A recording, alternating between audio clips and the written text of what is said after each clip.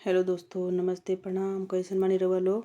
तो चलिए रउआ लोग के बीच में एगो हम बेटा विवाह गीत लेके आइल बानी। बहुत ही सुंदर बा, तो सुनी लोगिन और अपन प्यार दुलार आशीर्वाद जरूर देम लोगिन। और लाइक शेयर सब्सक्राइब कइल मत भुलाएम लोगिन।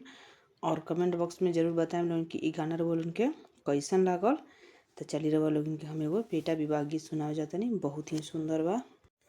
एक याम हरिहर एक याम पियर, एक याम सबुज सफेद, इहे तीनू आमा कमनी राम दुआरवा फरी फूली भैले कचनार।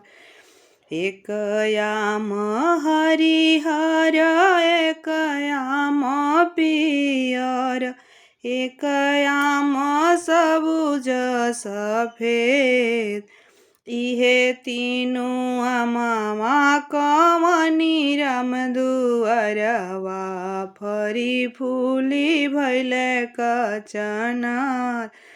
अपना महलिया से निकले कमनी राजा, अखिया झलमलीलोर,